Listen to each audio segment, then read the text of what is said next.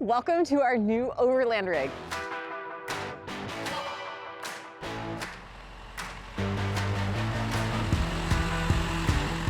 So this is our new to us truck camper, and for the next foreseeable future, my husband and I, Chris, we are going to be traveling with our dog Kramer down the Pan American Highway starting next week. So currently we're in San Diego right now, and this is our last stop in America before we officially hit the road to drive through Central America, beginning with Mexico. This is a 1988 Toyota Land Cruiser. It's a BJ75 diesel engine. It's a 5-speed manual transmission. We absolutely love this rig. We purchased it from a German couple who lives in Switzerland. They had been traveling North America in it for about 14 months. So shout out to the original owners, Melanie and Sebastian. Thank you guys so much. They put a lot of love and dedication into this, and we were lucky enough to snag this amazing rig. This truck, while it is from 1988, it has been pretty much re-gutted all the way in the inside. All of the living space is brand new. The engine is still in great shape. We got it with just over 100,000 miles, which for being 35 years old at the time is very low miles, and it runs like a charm still. We've had no mechanical issues with it that have been major, just very minor things here and there that we've had to adjust, but it's a great car. We absolutely love the Land Cruiser, Toyota all day. So the outside of this camper is almost the exact same as our last van conversion. We had the 2019 Mercedes Sprinter van, the 144 model, and this is almost to the inch the exact same size.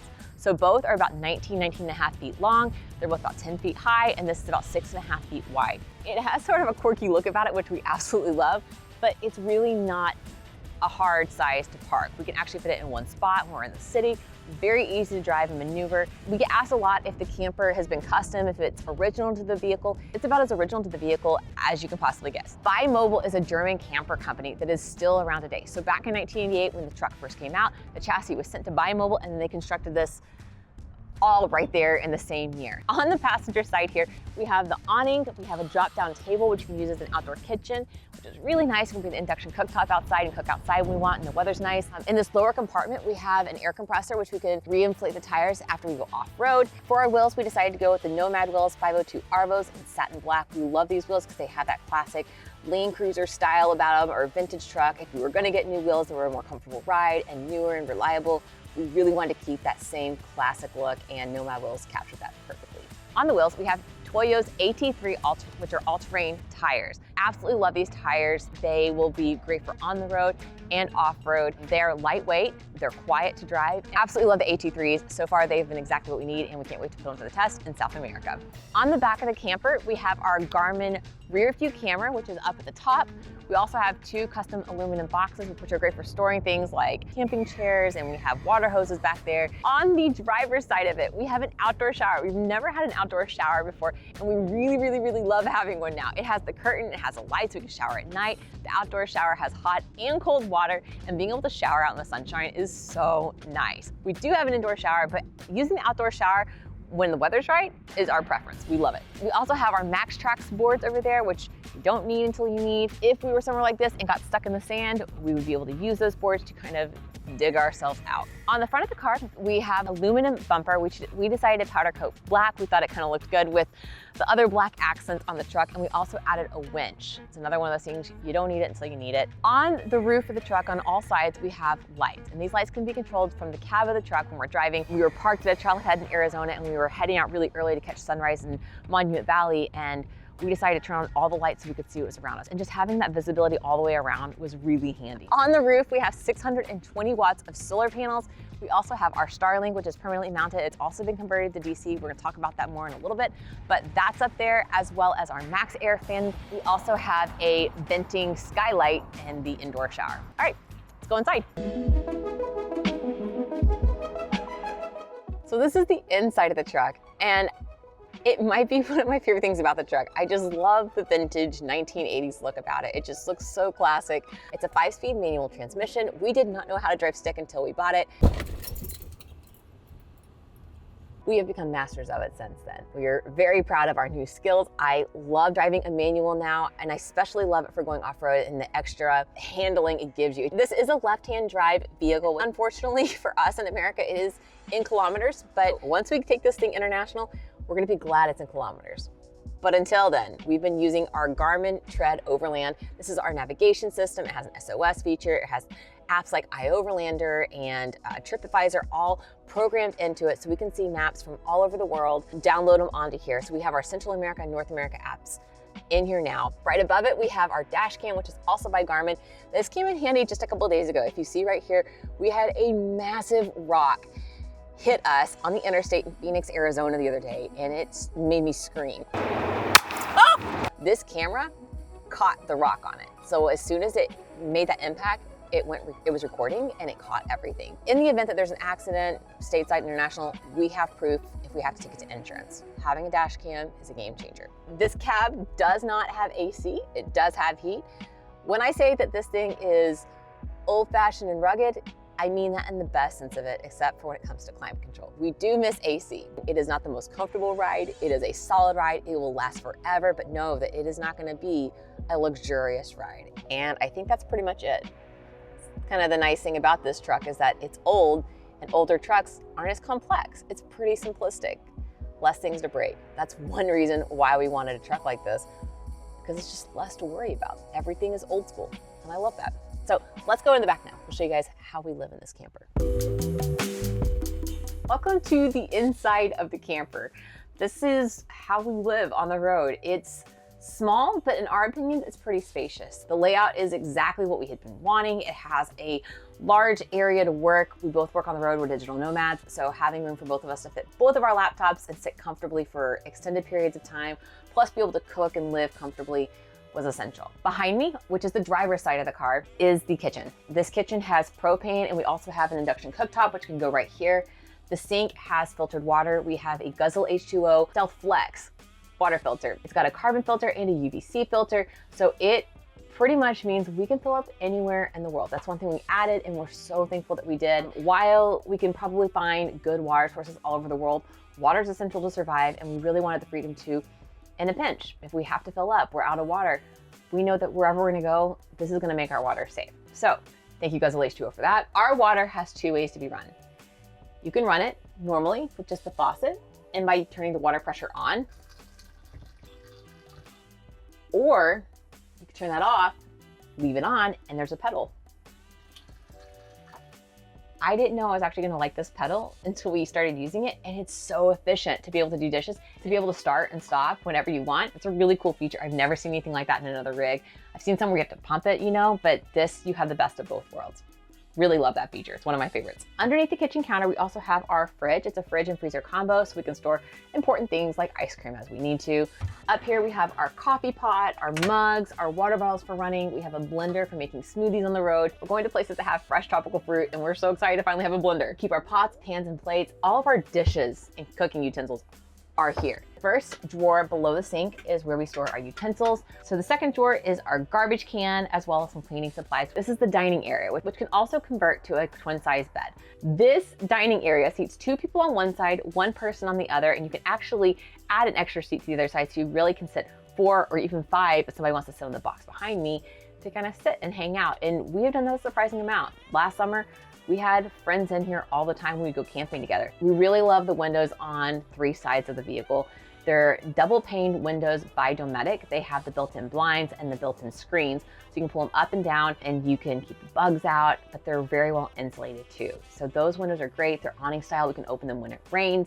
So below the bench on the driver's side is where our heater is. And the heater in this truck is powered by diesel. Our water heater can be heated either electronically, or it can be heated when the heater is running, the air heater is running in the vehicle, which is really nice. It's a lot more efficient, doesn't use as much battery power. In there, we also have some of our electrical components. Electricity setup in this vehicle is probably what we changed the most. The people who owned it previously were from the EU. So everything was 220. We are Americans, so all of our electrical outlets are gonna be different. While we could find converters for a lot of that, it just didn't seem like the way to go for an extended period of time. It's not really how we wanted. We didn't want to buy converters for everything we had.